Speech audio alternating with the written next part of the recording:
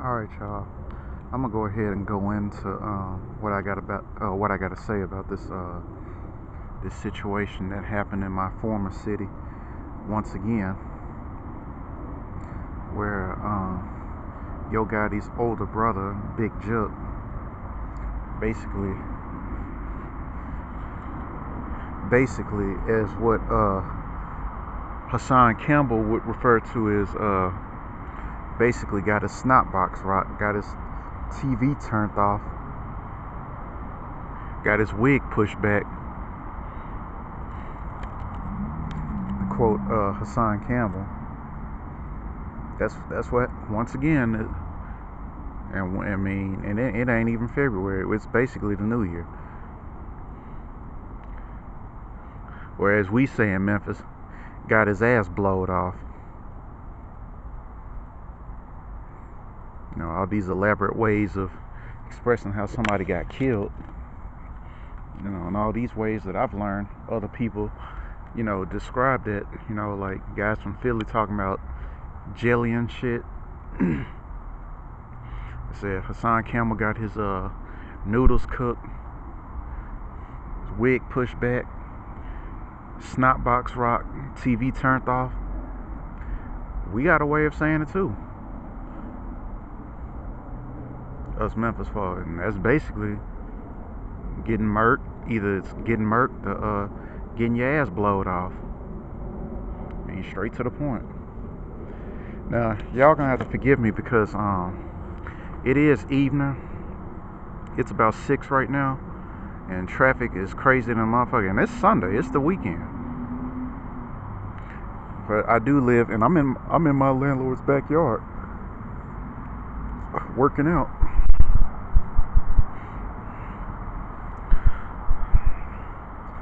But you know, police, fire, and ambulance be running through this motherfucker. So y'all have to forgive me if it gets loud than a motherfucker. Because you know, this car's coming back and forth as if there's some sort of not Broncos, Nuggets game going on or something. I mean, hell if I know.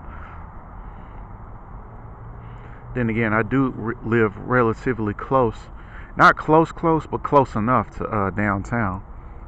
I mean, worst case scenario, if I had to walk there, I could. Of course, I would hate it, but I guess you can say I live relatively close to downtown, even though it's definitely nowhere near walking distance, unless you include that downtown. If you include that sector of Cherry Creek to be part of downtown, I wouldn't know. I've only been here 6 years, but in those 6 years, I just got my taxes done, so this will be finally the year after 6 years here that I get a car. That's our new project. Last year it was the weights, it was the heavy bag, all this stuff that I'm basically working on now, and so this year finally it's the car. So let me go and do this set, and then we'll get into discussion. Y'all give me a minute.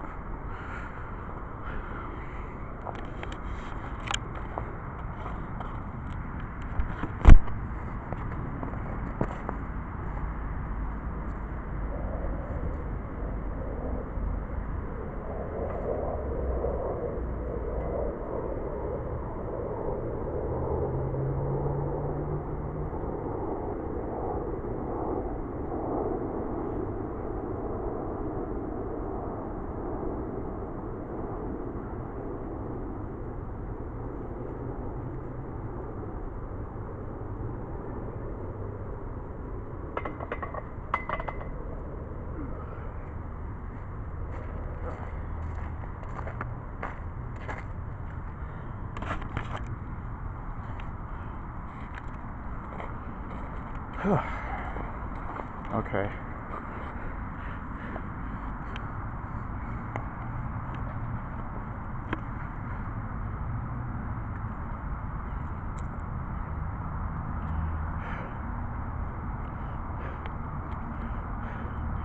And if you're wondering where all the heavy breathing is coming from, That's from me basically doing 2 sets of 2 reps of 225. I'm pretty sure some of y'all are laughing about that. I'm pretty sure some of y'all can do 2 sets. I'm pretty sure some of y'all can do 3 sets of 3 reps of 325. But I'll have you know that today is light day, and that my max is actually 245, even though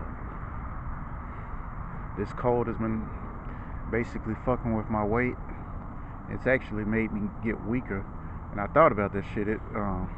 That this bullshit happened last year, which is actually prompted me to get my own weight set, because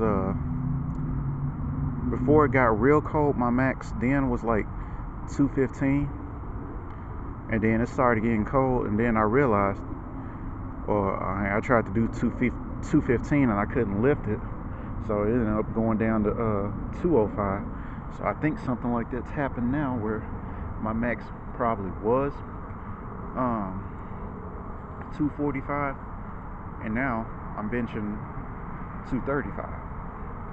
But if I do enough reps of 235, sooner or later my shit'll go up to 255. So that's the name of the game. But anyway, let's get into it in a second. I mean, hit the sip on some of this Gatorade.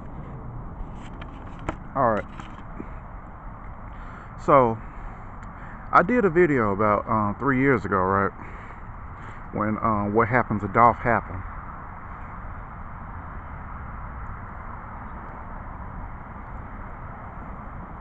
And since that time, since 2021, when Dolph met his untimely demise, right?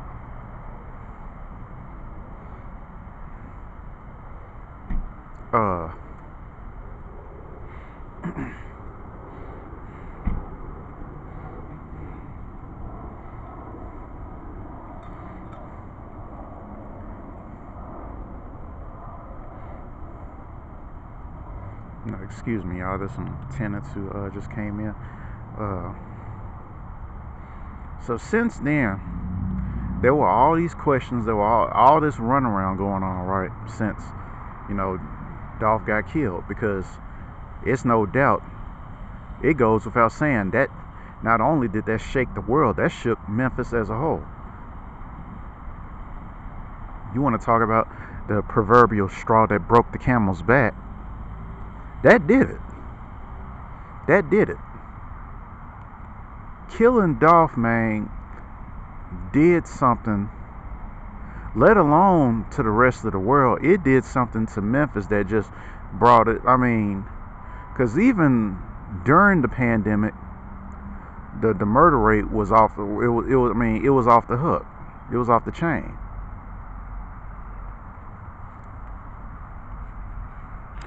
And if I remember correctly, the murder rate was about 320 homicides during the year of the pandemic, which was 2020. 2021, it was bad, but it wasn't nearly as much. It was still bad. It was still bad. Because like I said, when I was living in Memphis, the homicide rate was around 200, which was still bad. But it seemed, ironically enough, it was only when I left that we started seeing it going up into the 300s, or damn near the 300s.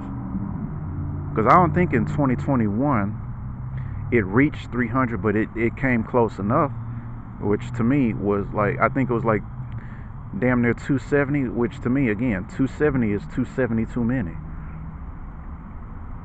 2022, it goes back up. The same year that the pandemic, around like 300, 320, something around there. And surely enough, for the year of 2023, the homicide rate in Memphis, Tennessee was 397. 397 homicides. for last year. And coming into the new year. And speaking of last year, that was also, yeah, I wanted to bring that up, was when Black Youngster's brother, it was either his brother or cousin, I forget. It may have, I want to say it was his cousin, who got killed out in South Memphis at the gas station. At some BP in South Memphis.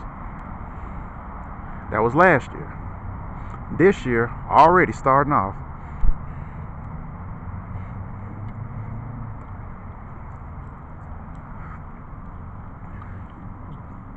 Big Jook's, Yo Gotti's older brother, Big Jook, gets killed.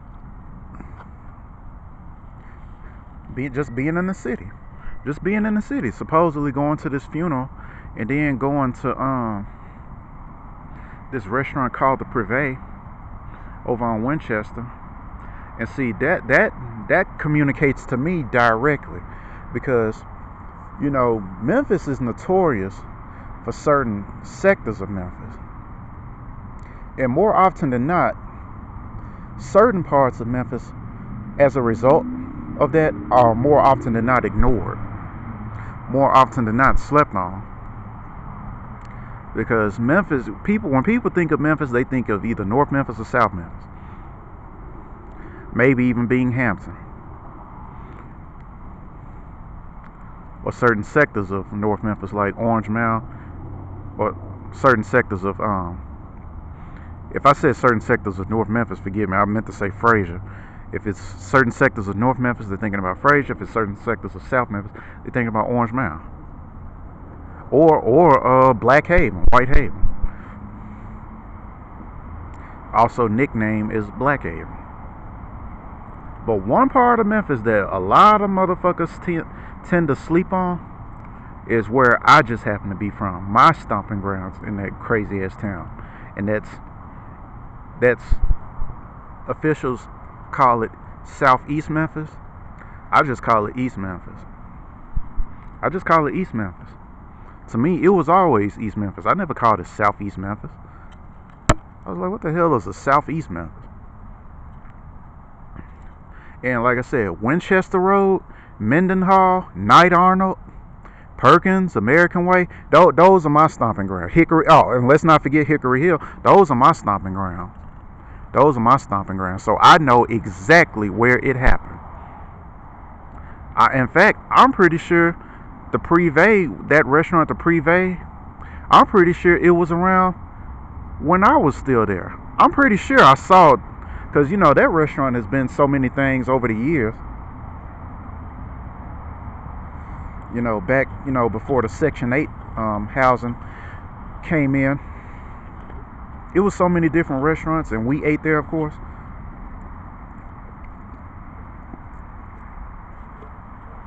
You know, before the Hood Boogers took over that spot back in the early 2000s.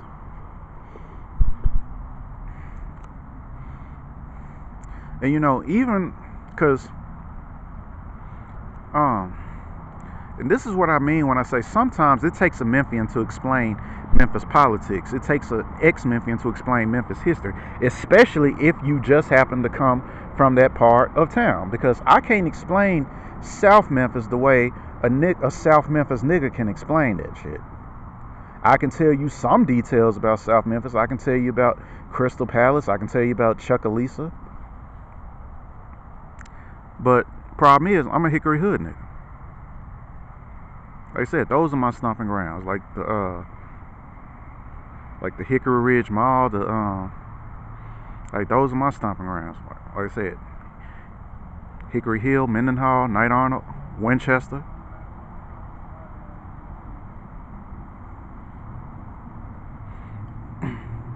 That's my territory. And the fact that, and it should go to prove, it should go to show, because even though East Memphis, what I deemed as East Memphis, was, and still is, I dare say it still is, a particularly well-developed part of town, albeit invaded by hood boogers.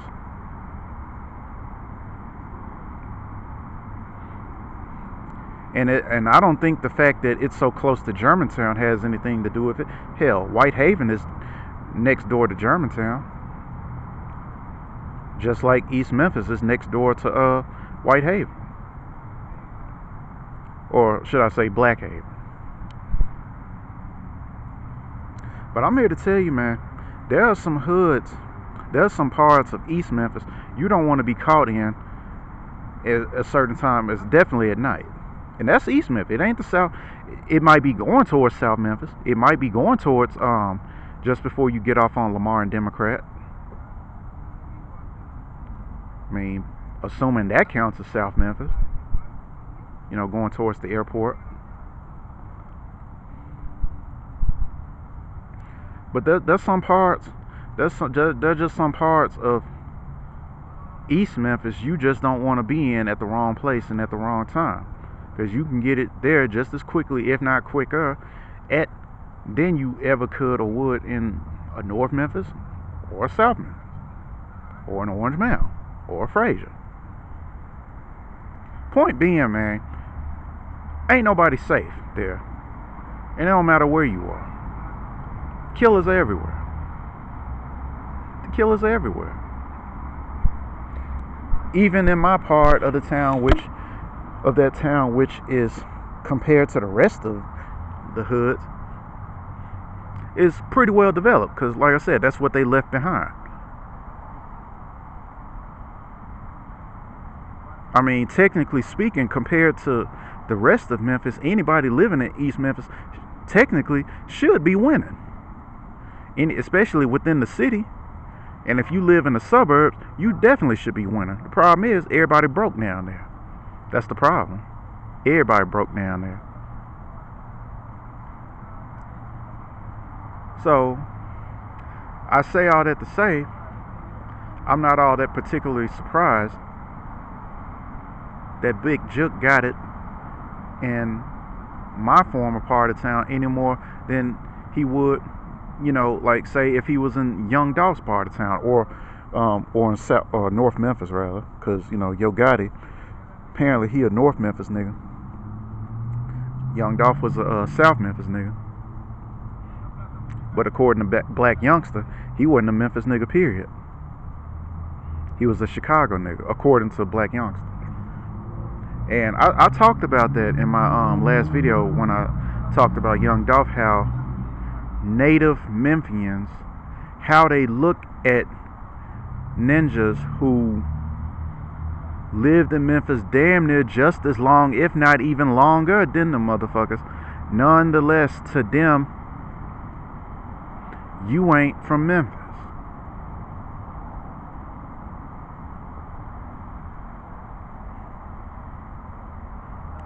So the qualifications, I guess, to be a certified Memphis ninja is that you have to be born and raised in Memphis. I mean, it goes. My own personal experience have told me that, because I'm a 27-year veteran in that motherfucker. I lived in Memphis for 27 years.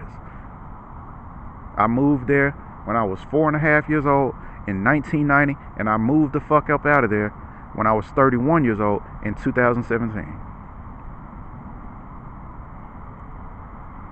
And damn if them motherfuckers didn't treat me like some motherfucking outsider.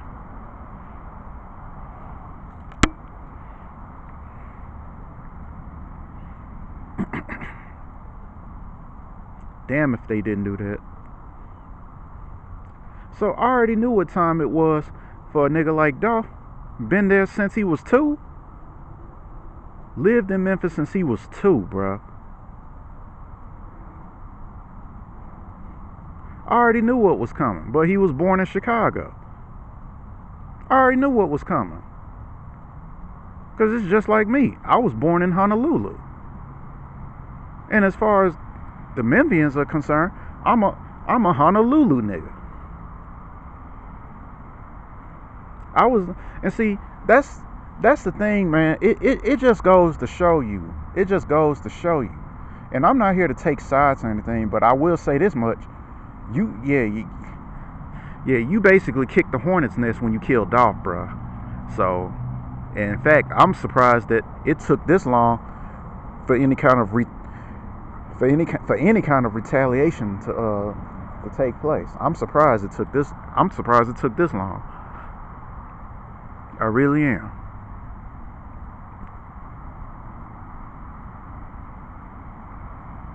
But I just want to give y'all insight on, the mindset of this Memphis Shine. And I remember also telling y'all how it's actually niggas who ain't from Memphis, who at least weren't born in Memphis, but grew up in Memphis, who more often than not put Memphis on the map. Tell me I'm lying. Tell me I'm lying. Hey, have y'all heard of that nigga Don Tripp lately? I ain't heard shit from that nigga. I've probably seen a couple of videos or whatnot. But don't nobody fuck with Don Tripp like that. I dare say, ain't nobody, there's this goofy ass nigga named Moneybag Yo. I dare say ain't nobody fucking with him like that.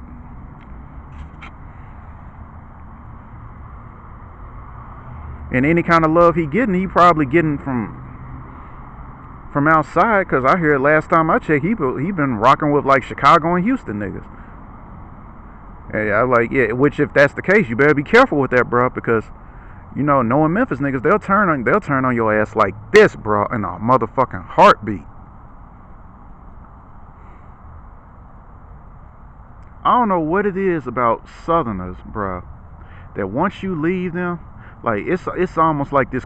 It's like this motherfucking criteria that you have to have in order to be one of them.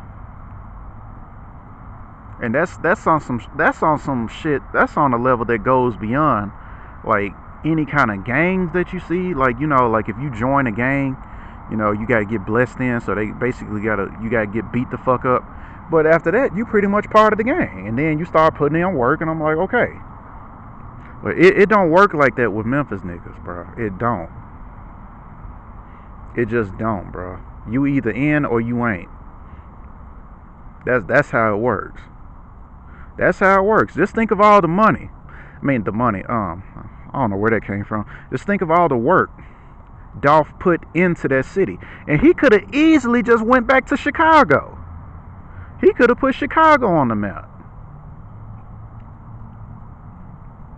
He could have been like, because if he went through anything that I went through, basically being treated like some motherfucking outsider, he could have been like, man, fuck this place.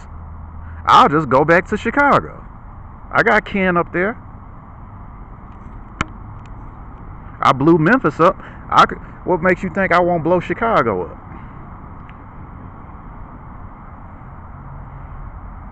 Shit, I dubbed myself the king of Memphis. I could have easily dubbed myself the king of Chicago or Chirac. Easily. But Chicago niggas, we already know that ain't no better. And that's always been my biggest pet peeve. My biggest question, for lack of better words, which one is more fucked up? Is it Chicago? I dare say it's Memphis. I dare say Memphis is way worse than Chicago.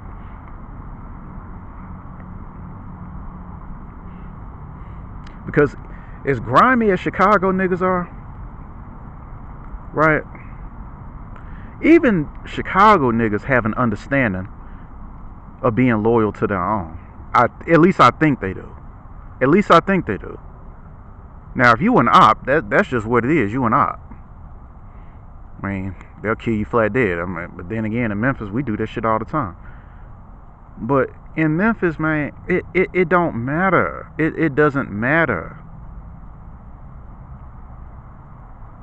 Because I'm hearing all of this shit. I'm hearing all of these stories about Big Jook being set up by Gotti himself. And now, this is just a rumor. It's just a rumor for now. In fact, Big Jook's mother, both the mother of Big Jook and Yo Gotti, is basically blaming herself right now for all this bullshit. She feels responsible for it.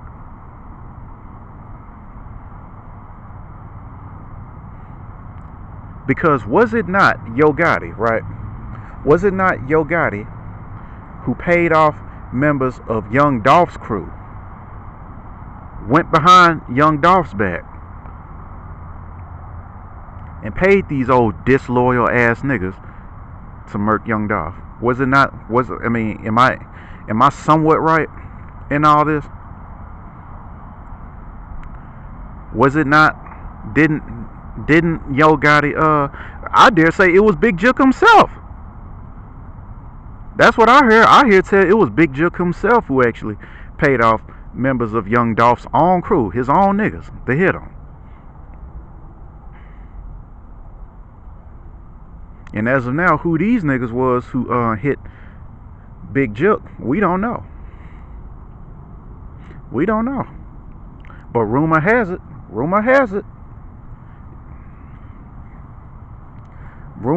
that it was Yo Gotti himself who did that shit. And I'm here to tell you, if that was the case,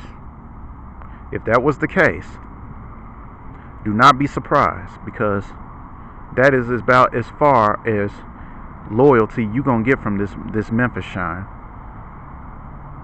Memphis niggas are some of the grimiest motherfuckers you ever want to run into. You can't sleep on Memphis niggas. I'm here to tell you. Since I've been out here, man, I've seen all kinds of dusty fuck niggas, right? From damn near all parts of this country. I've seen them from Boston. Yeah, I've seen them from the East Coast, the West Coast, the North, the South. And one thing that always struck me, one thing that always took me aback, right, was just how trusting these niggas really are. Because ever since I've been out here, I've basically been on the straight and narrow, right? I've been on the straight and narrow. I'm not about that life. But I can't tell you how many times I've been in the same room with a bunch of dumb motherfuckers who are not only about that life, think I'm trying to be about that life, because to them, they just basically see a nigga. And this is what I mean, man. This is how you lose dealing with the vast majority of Negroes. You can't win to lose with these shines. With some of them, you ain't about that life. And that's the worst thing that you can be in the eyes of a Negro, is some cornball, some lame, some weirdo who basically ain't out here getting into it with the law, getting into it with the ops. Basically living the fast life, living a dangerous life. But you would be amazed, it amazed me just how trusting these niggas was.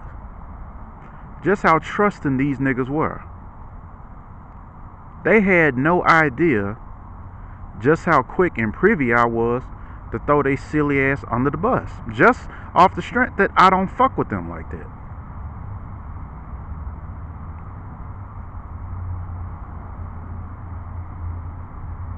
And a lot of them, I don't want to say a lot of them because I didn't run into a lot of them, but some of them was just one phone call away of being put back in jail, went on some ankle bracelet shit. And it never dawned on these dumb motherfuckers. And yes, black men, like David Carroll used to say, black men are dumb. Black males are dumb. They are stupid as fuck. So fucking stupid. And I've caught them doing, and these are supposed to be legit street niggas, right? I remember this one nigga from LA, right? So, hey, certified Crip, right? Certified Crip.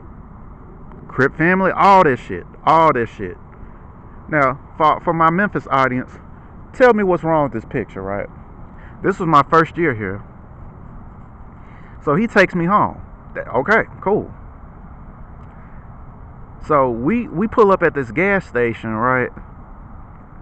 And then instead of turning off the car, the nigga basically got up out the car and went to get some goodies or some shit, some snacks and shit. Left the keys in the car with the engine running. What's wrong with that picture? I'll tell you, as a Denverite, what's wrong with that picture. Niggas steal.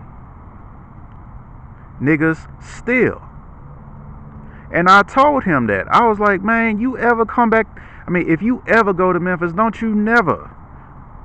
I mean, it's kind of like, like LA got its rules. You can't be going around wearing blue and red and all that shit. You don't want to get hemmed up by 12 gauge Mike and Lil Neckbone in them. Talking about some, hey, blood, where you from, blood, or where you from, cuz? Different cities got different rules. But I like to think Denver is like almost on some free fall. I mean, it's goofiness all over, from all over out here. And even as a Denver nigga, the last thing you want to do is leave your keys in the motherfucking ignition, let alone do that with a Memphis nigga. Because if a Denver nigga would do it, best believe a Memphis nigga would do it even better, which is basically jack your shit and jack it while you up in the store and drive the fuck off some motherfucking where. Now, I ain't saying that the shit on him. I'm just saying that there are certain rules, man. And there are certain things you just don't do. You can't sleep on Memphis niggas.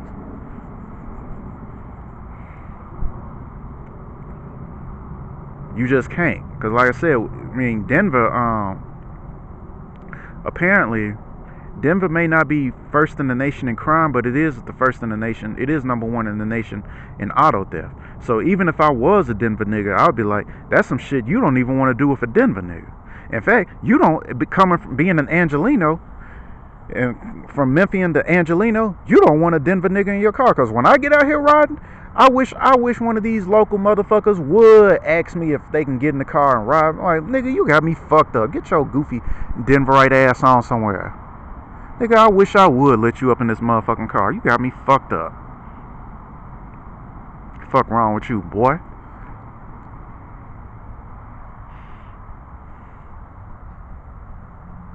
But I say all that to say that you can't sleep on Memphis niggas. And even amongst their own, they will turn on each other.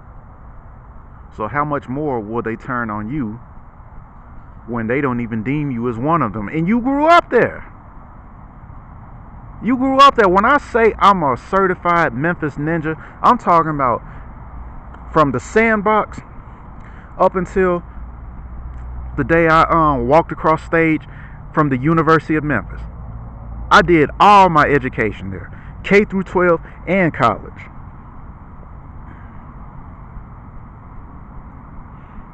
All of my educational information comes from Memphis. And it's a real mind fuck for me, because if I lose anything as far as my my birth certificate, I gotta contact the state of Hawaii, right? And I haven't been in Hawaii since 1985, after I was born, right? Or 1986, months after I was born. Since then, I haven't seen a motherfucking Hawaii. But if any kind of educational information, I gotta contact Tennessee. Why? Because that's where I lived for the past 27 years, prior to 2017.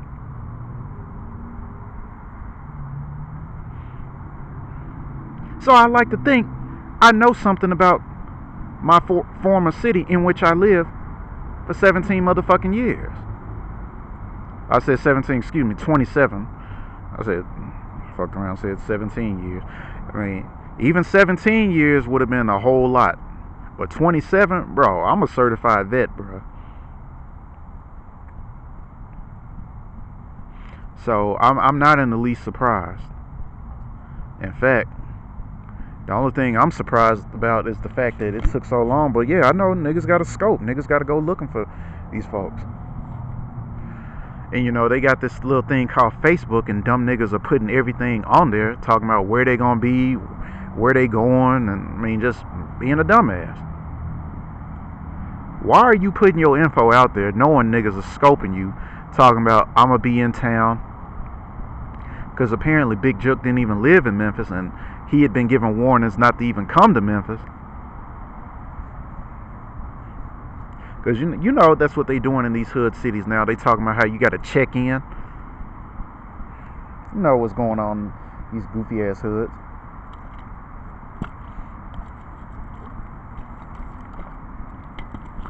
Like you can't come to my town and all this goofy shit.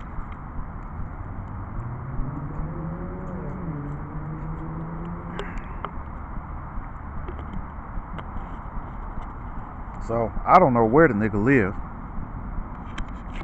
but like I said, it was a message for me, because I'm here to tell you, I always tell y'all that I'm an introvert. I always tell y'all that I'm a nigga off to myself, following the straight and narrow, minding his own business, doing his own thing. I'm basically a civilian. I can't come back to Memphis. I can't. Me. No criminal record. No gang affiliation. Damn sure no rapper affiliation. I ain't affiliated with shit.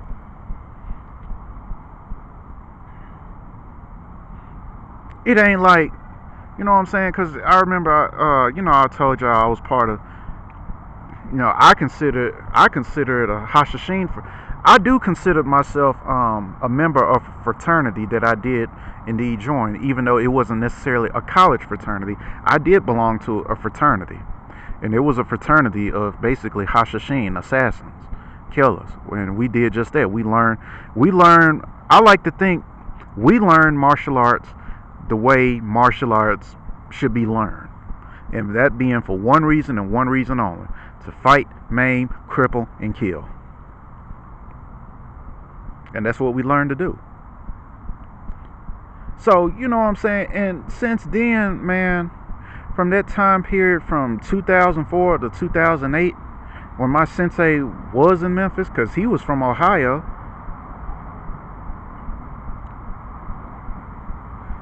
So, you know what I'm saying? It ain't like we got a gang of, I just thought about it. I was going to say, it ain't like we got a gang of ninjas out there just looking for a nigga from the opposing team. Like we some eager ninjas, and we got to worry about them Koga ninjas, right? I mean, just stupid stuff, right? Just stupid. So it ain't like if I come back, I gotta face the ninjas of the Koga tribe. The closest thing that we may have had for ops were these goofy, which probably still there. I would not be surprised if the motherfuckers were still there. These goofy ass motherfuckers under this bullshit art known as Shonen Kwando, which apparently was supposed to have been a mix, some sort of mix between Taekwondo and basically the ninjutsu style that we learned. It was somewhere in between that bullshit. And I look at them niggas, whoever was, and believe it or not, I've met students from this nigga too. Long after I stopped fucking with him, because I remember it was in about I was 16, and there was this dude, and his name was Quan. He claimed that he grew up around he was adopted by by a Japanese dude and a Korean mother. So the Japanese dude supposedly knew karate and ninjutsu, and the Korean mother knew Taekwondo, and that he grew up in Japan, somewhere between Japan and Korea. I mean, just a bunch of bullshit. It was amazing to me how much bullshit how liars can lie. So yeah, my mother pulled me away from it. I was mad than a motherfucker, because I was trying to basically resurrect. I was basically trying to revive my my commitment to the martial arts, if you will, because years prior, I was in I was a member of Taekwondo University. So 2 years later, I graduate high school. I see an ad at Doc Imports talking about ninjutsu, and that's where I met Sensei, and that's where I basically learned the skills that I've honed to this very day, between ninjutsu, and Kali. Filipino martial arts. So, and I remember one time I was at FedEx and I was reading this book on judo, and somebody saw me and he was like, "Oh yeah, man, at Shonen Kwando you can learn all this stuff." They claim that any kind of martial art technique out there, they that's what you can learn, because they even had this ad where it was basically from Crouching Tiger, Hidden Dragon, and they showed a scene where Shu Lien, I guess it was her name, the battle between the two Chinese girls, and she's swinging low, so the younger Chinese girl basically does a backflip over a swipe, and then they just get into sword fighting, and they had an ad talking about do you want to learn how to do this? So that right in of itself, I'm like, you ain't even teaching Chinese martial arts. So what the fuck are you talking about? You don't teach wushu, but you over here claiming that you can teach this, claiming that you can teach that. You got slammed by a judo champion because they ran into odds. They were in constant odds with this clique called Memphis Judo and Jiu-Jitsu, which was basically an MMA camp. And there was one they got tired of, and they weren't even fucking with the Shonen Kwan dudes until the so-called sensei there started talking shit. Until he started talking shit, they weren't fucking with him. They didn't get to fucking with him until he started bad-mouthing them, started talking shit. And then there was this, and I met this dude before too. It was this short, stocky motherfucker, a 4-time Olympic judo champion. And that nigga got slammed. He got Osoto Gari. Fucking with him. Knocked him the fuck out. And then one of your students, one of your disciples is gonna come up to me. And I think I knew that after the fact. And I'm like, you mean to tell me that your sensei teaches judo, but he got slammed by somebody who's a 4th-time Olympic judo champion? Right. Your credibility already went out the window, bruh.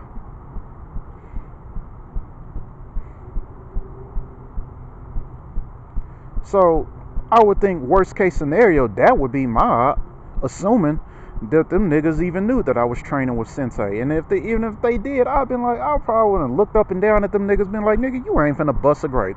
Get your ass on before I bust a cap in your ass, hoe ass nigga. Fuck wrong with you?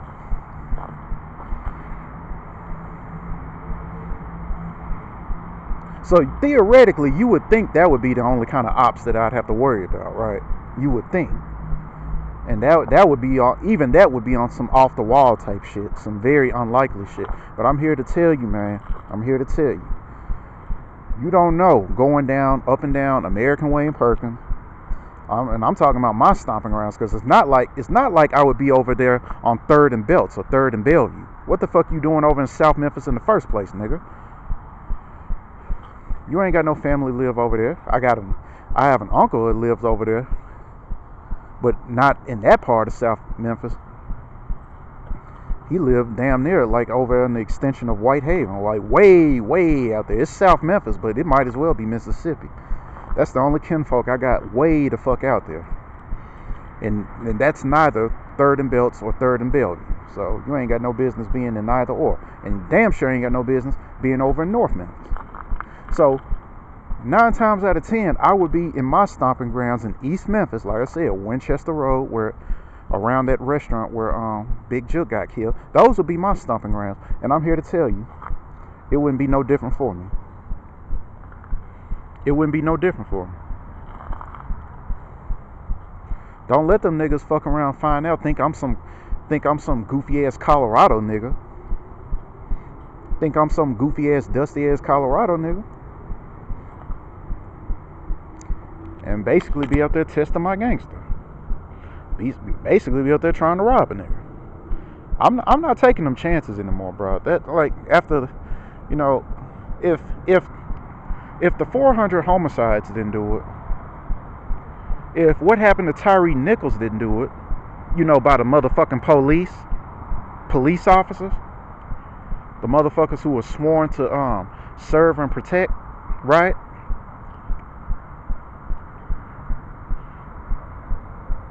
But it just goes back to that old billboard that we had several years ago, and I don't know if it's still up there, but it was there when I left, that says this city doesn't promote public safety. Enter at your own risk. Provided to you by your friendly neighborhood Memphis Police Association.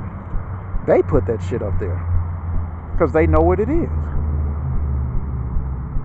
So that right there, and it's so fucked up too, because every year, I get this notion in my head with the vacation time that I have to basically say, you know what, man, I think, because, I got family there, I got cousins, I got uncles, I got aunts, people I haven't seen in 6 years. They miss me, I miss them. Especially the kids. Of course I want to see my baby cousins. They growing up. I almost feel like that absentee father who misses out on their children's childhood, and then all of a sudden they just show up when they damn near 18 years old. I missed out on them growing up. And while I'm not a father, like I said, I got baby cousins who are still like, I'm pretty sure they're like, the oldest might be 12. Well, I'm pretty sure most of them are around like 10 years old. So how y'all think that makes me feel, that I have to risk life and limb